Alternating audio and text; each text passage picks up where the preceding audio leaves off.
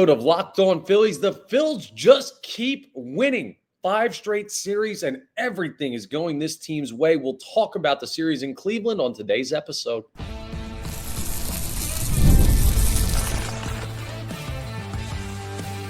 You are Locked On Phillies, your daily Philadelphia Phillies podcast. Part of the Locked On Podcast Network, your team every day. Yes, this is Locked On Phillies. I'm your host, Connor Thomas. Thank you so much for joining us today. We come to you as part of the Locked On Podcast Network, your team every day. Please make sure that you're rating and reviewing if you're checking us out in podcast form.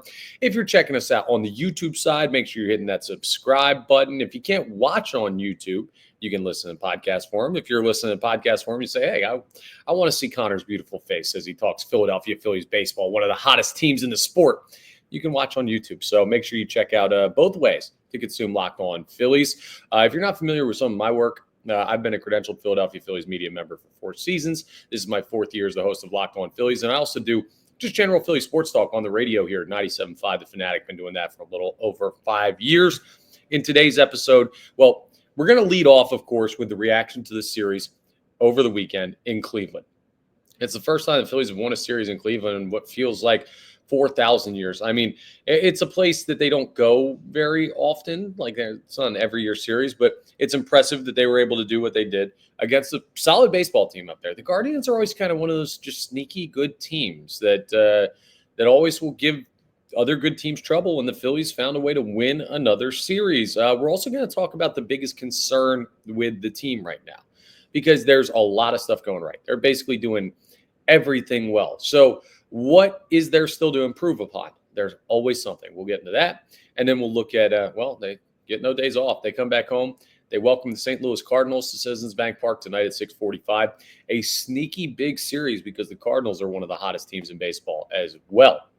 But let's talk about the weekend. I mean, my goodness, the Philadelphia Phillies pitching was unbelievable. Games 2 and 3 of this series. Not great in game 1. They get shut out. They give up 7. And it was like, here we go. And people are going to talk about you had the late game in Florida before you flew up to Cleveland, second series of a road trip. And they're just a little tired there, walk through that one.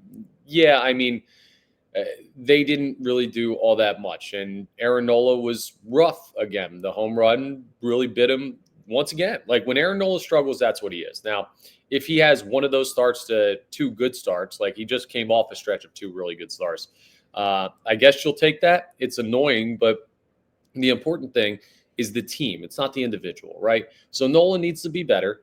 We've seen him have better starts this year, but he's had 6 bad and 2 good. So he needs to even out those numbers a little bit. The hope was the offense would bounce back, and they bounced back like crazy in game 2. I mean, game 2 was another one of those just like perfect Philadelphia Phillies games. But the most impressive thing in the series was what happened in game 2, and it was Ranger Suarez going out there and being dominant. He had an unbelievable start, and I was willing to give him time. I'm still going to give him time because I don't know if that's just like, okay, we had one, now we're on and rolling, and you don't have to worry about him having another rough, like kind of figure it out start like he did his first time out. But he was spectacular. He had the swing and miss stuff going. He had the soft contact stuff going. He went deep into the game. He did everything you expect from vintage Ranger Suarez in game 2 of this series. And when you see that and you say, okay, well, you already have Wheeler, who we're going to talk about in a second, who was awesome on Sunday Night Baseball last night.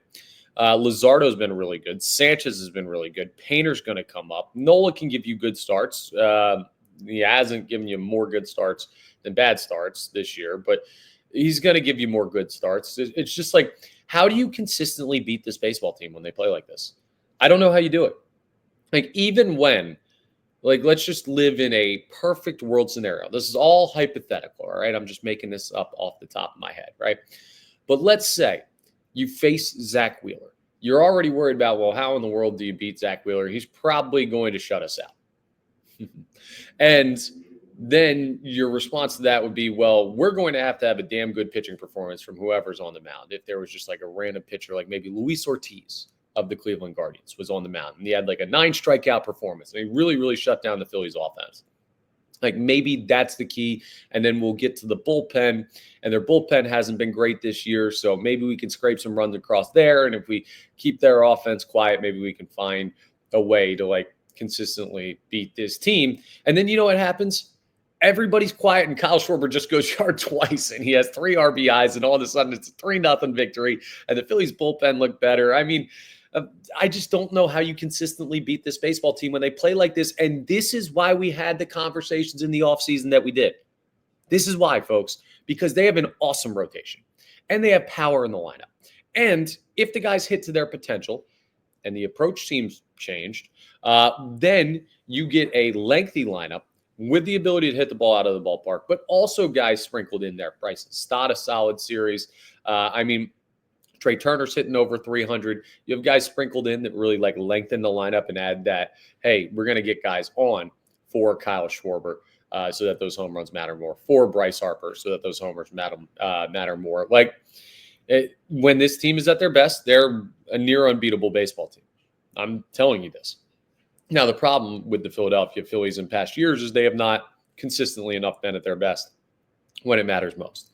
But there's I would say there's no debating the ceiling of this team. There clearly is debating, because I've had to fight that fight so far this year, and there will be stretches of the season where we will go back to war again with people who are saying, oh, this team's not good enough. They don't have enough this. They don't have enough that. They have enough everything. All right. They just have to have stretches like these in the postseason, and we will see if they do that. But it's another series won in Cleveland. They've won 5 straight series, including that sweep of the Rays. They had a 4-1 road trip. For a team that came into this road trip 6-9 away from Citizens Bank Park so far this year, they're now 10-10.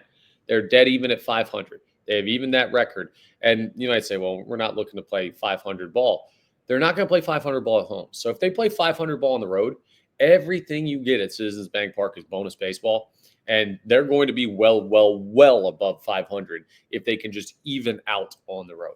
Heck, if they go above 500 on the road, they're going to be a high 90s, low hundreds win baseball team. Maybe. I mean, it's not crazy to start thinking about that with the Philadelphia Phillies. Now, it's much easier to do that in the good times. So I'm not losing my mind with the, they might win 100 and whatever game. No, slow down. But they do now have a top 5 record in baseball.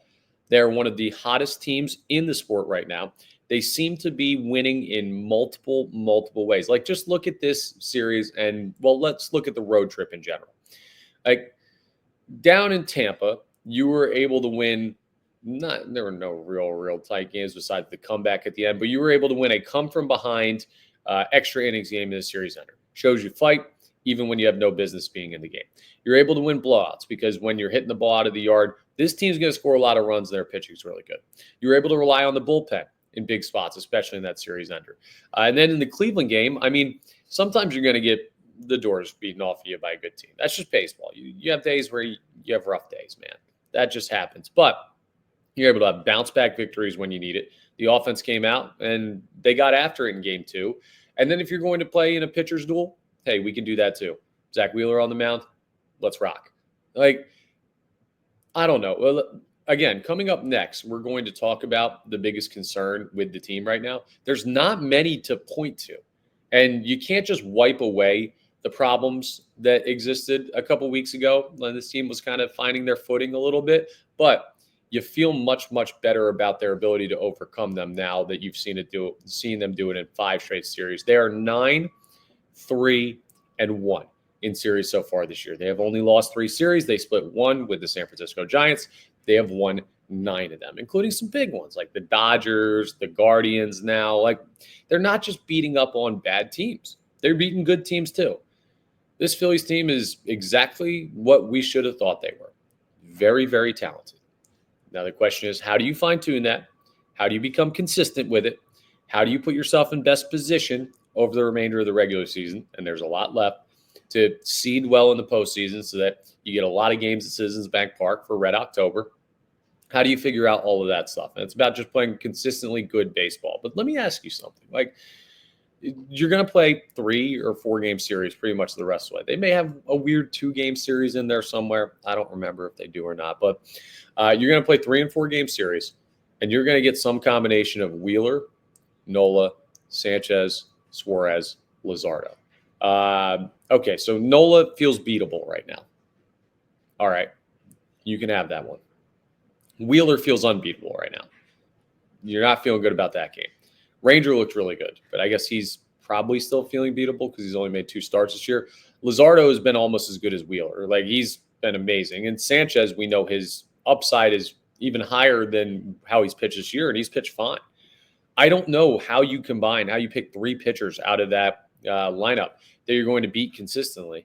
It's hard to pick 2, and that's what's going to have to happen for them to lose series. Like, you're going to have to beat two of your best 3 picks, and it doesn't even line up that way because the Phillies manage their rotation. So it's just like, I don't understand how people look at this baseball team and see what Kyle Schwarber is doing at the dish and see what the rest of the lineup is doing to lengthen that lineup and put together good approaches, and see the bullpen coming around and see the starting rotation as talented as it is and say, yeah, not a good baseball team, not a playoff baseball team, not a true World Series contender. They're true World Series contenders, and they're going to be all year long.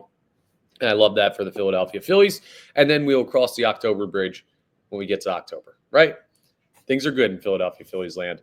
Ranger Suarez being back was obviously the most important part of this series because you need him to be good. It just opens up so much, whether that's a trade deadline move with him to acquire something you more need if Andrew Painter's going to throw, whether that's balancing out the rotation the rest of the way if somebody struggles or somebody goes down. Like, injuries are not turned off for the season. This is not MLB The Show. Whatever it is, like, Ranger Suarez being really good this year is really, really important. And he has been when he's healthy, and he was over the weekend, as was Zach Wheeler, as was Kyle Schwarber, as was a lot of the guys in this series against the Cleveland Guardians. So what is the biggest concern with the Philadelphia Phillies coming up next? Well, we will tell you that, at least from my opinion, and you'll see how minimal the problems facing this team are as they continue to dive deeper into the season. We'll talk about it as we continue today's episode of Locked On Phillies. Now, let me tell you about Monarch Money, because this happens to everybody, right? You check your bank account and you wonder, where did all your money go? I did that this weekend. Had a retirement party for my dad, Mother's Day for my mom, did a lot of stuff, dining out, entertainment, golfing. You lose track, and then you check your bank account and you're like, what in the world happened? Well, that's where Monarch Money comes in. They're your personal CFO, giving you full visibility and control over your finances. Monarch Money isn't just a budgeting app. It's a complete financial command center, and you can track all your accounts, investments, and spending in one place. So you stop just managing your money and you start building wealth. And instead of juggling multiple apps, well, you can use Monarch to check your finances, track spending, even plan long-term goals. All of it's right in there, so you don't have to do all these different apps to figure out one facet of your financing than the other. Monarch Money's got it all. Managing money with your partner smoother than ever, too. You can track shared and personal accounts, set goals, and stay on the same page without the stress. What are you waiting for? Take control of your finances with Monarch Money, and you use code LOCKEDONMLB at monarchmoney.com. You'll get 50% off your first year. That's monarchmoney.com.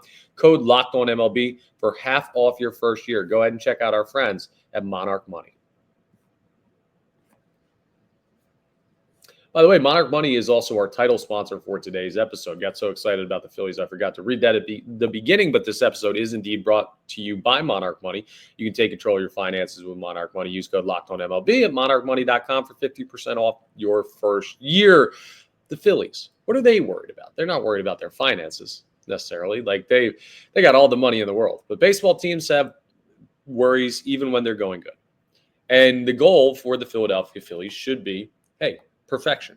Perfection's unobtainable, especially in a sport like baseball. But with a World Series in the crosshairs for this season, still early, I know, but that's the goal. We know that's the goal. They know that's the goal. Everybody knows that's the goal for the Philadelphia Phillies. World Series or bust. That's the type of year. When that's the goal, you see these good stretches, and then you begin to say, okay, well, we enjoy how the team's playing right now, but we're going to nitpick a little bit on what still needs to improve that could get them from great baseball team to while everything is going their way. And there's one big thing to focus on for the Philadelphia Phillies, and it's Bryce Harper. He's the guy that I should be on, not necessarily in a negative sense, but in an improvement sense for the time being. He did go yard in game 2 of the series there in Cleveland, and it was a nuke to center field, over 400 feet, squared it up. He had a solid series. He's getting there, but his numbers still are not great this year. And he hasn't really, he doesn't feel like Bryce Harper right now. He feels like a good baseball player, not this elite level baseball player that we know he can be. Just to tell you where the numbers are at, he's batting .237 right now. He's got 7 bombs, 22 RBIs. So the numbers aren't terrible, but that batting average at .237, he's probably livid with himself because of that. Now, if your biggest problem as a baseball team is Bryce Harper, you don't have problems. All right? Do you understand what I'm saying there? If you are worried most about this multi-time MVP, generational talent, all-time great Philly, that means you've got a lot of good stuff going on. If you have time to worry about Bryce Harper, you got a lot of time on your hands. And he is the number one concern with this team right now because he shouldn't be hitting .237. But I'm not like, ooh, Bryce Harper, is he washed? Is he over the hill? Is he just in for a bad year? We've seen him have these stretches before. We've seen him kind of get a little bit streaky over the past couple of years with the Phillies, and that's not a big deal because we know he's a clutch hitter, and we know in the postseason he's going to step up, and we know that he's a guy that's going to work tirelessly to figure this out. So how concerned should we be about Bryce Harper? Not really at all, but he's the one guy to nitpick on right now where you see, okay, here's your expectation level. It's pretty high, and you're underperforming that clearly. There's no denying Bryce Harper is underperforming. I'm trying to think through the lineup about other guys that are underperforming their expectations. I guess you could point to Alec Bohm, but he's kind of in a weird spot this year because they got him batting down 8th. He started off slow.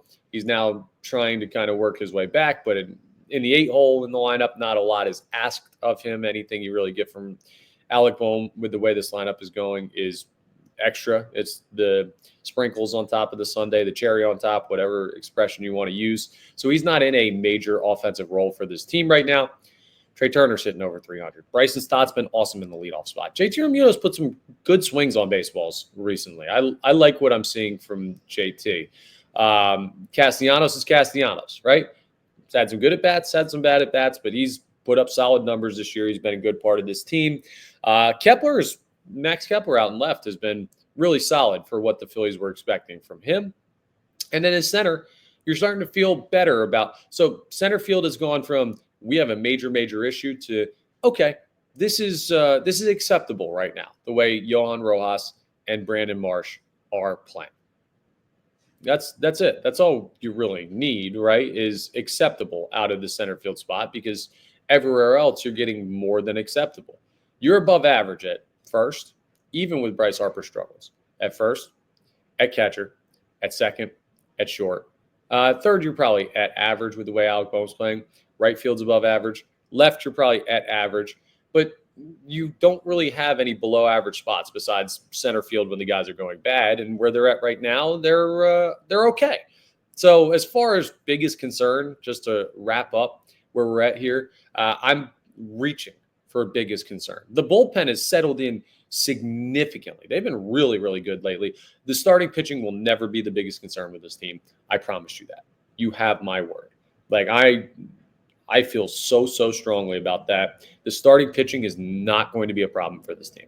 They're going to be maybe not this good all year long, but for a large majority of the year, they're going to be this good. And it's going to be multiple guys. And that's going to be very, very hard to beat. So I do that segment not to hunt out a concern, just to be like, yeah, the team's playing well, but Bryce Harper stinks right now. That's not the point of the argument. The point of the argument is, well, we have very little that we have to worry about with the Philadelphia Phillies right now, as some construction is going on behind me. Sorry if you guys can hear that on the microphone. Hopefully that gets taken care of here as we continue Locked On Phillies. But besides the construction going on behind me and Bryce Harper not really coming into his own so far this season. Still 7 bombs. Still feel all right about that. You don't really have too many problems if you're a Philadelphia Phillies fan right now, and that is a very, very good thing. Coming up next, we are going to preview a sneaky big series with the St. Louis Cardinals, who are one of, if not the hottest teams in baseball. I'll tell you what they've been doing. We'll remind you of what the Phillies did in St. Louis and why that can't happen again as they come to Citizens Bank Park this time around. So we will preview the next series, as there's no off day on Monday this time around for the Fighting Phils, as we wrap up today's episode of Locked On Phillies. All right, let's talk a little bit about wonderful pistachios, because if you're looking for a snack that's both delicious and nutritious, you can crack into a good source of protein with wonderful pistachios. You know, I've been saying like the Phillies are doing everything well. Well, Wonderful Pistachios does everything well. They're not just a good tasting snack. No, they're one of the highest protein nuts. Each 1 ounce serving has 6 grams of protein, giving you over 10% of your daily value. Plus, they're packed with fiber and better for you unsaturated fats to help keep you feeling fuller longer. And they got a bunch of different varieties, flavors, seasonings. They even have ones with no shells, so you don't have to crack every single one open. They do sell the ones with the shells, but I love the no shells variety. And I love the sea salt and vinegar. Those are that's my go-to Wonderful Pistachio combination, we'll call it, because they have so many different combinations of how to snack. It's perfect for, I don't know, let's say you're just chilling at your desk during a work day. Maybe you're on a road trip. Maybe you need a quick protein boost before you go to the gym. They've got it all for you. So get snacking and get cracking with the snack that packs a protein punch. Visit wonderfulpistachios.com to learn more. This is a sneaky big series the Phillies have coming up with the St. Louis Cardinals. The Cardinals are unbelievably hot right now. As hot as the Phillies are. The Phillies have won 5 straight series. The Cardinals have won 8 straight games. They bring that 8-game winning streak into Citizens Bank Park for a 3-game set. The Phillies will have an off day after this series is over. So that's good news, knowing that they have to get through these 3 at home. Then they get a home off day. That'll be a nice little reset for them. And the hope is that they can look back on the 3 series between off days and say, okay, when we swept the Rays, we beat the Guardians 2 out of 3, take care of business against the Cardinals. The Cardinals they're a weird team this year. If you'll remember, right now they've won 8 straight, so that's why their record is what it is, 22-19. The Phillies at 24-16. Better team right now in the standings. Better team overall when you look at it. But the Phillies went to St. Louis and they had a rough series. They could not figure it out offensively. Shut out twice in that series. Now remember, that came on the heels of that Atlanta Braves road trip down there, where the final game was this extra innings, 4-hour rain delay, whatever it was, where they played till like 1 a.m. and then they had to get on a flight to St. Louis and then they had to play that night. And it just kind of felt like the Phillies were discombobulated in that series. I don't know if it was tired. I don't know if it was routine. And I don't know if that counts as a true excuse. But it can't happen at the bank. It can't happen here at home. I mean, I don't love that the Phillies got shut out in Cleveland, but they had 10 runs in the other 2 games combined. So, I mean, you'll take that. I want this team to average 5 runs a game. I think with this pitching staff, that's enough to get it done. A small goal for the series is don't get shut out in any games. I just want to see them level out the offensive production, right? Yeah, you could have your big days, but I don't want your bad days to be as bad as what the Phillies have looked like so far this season.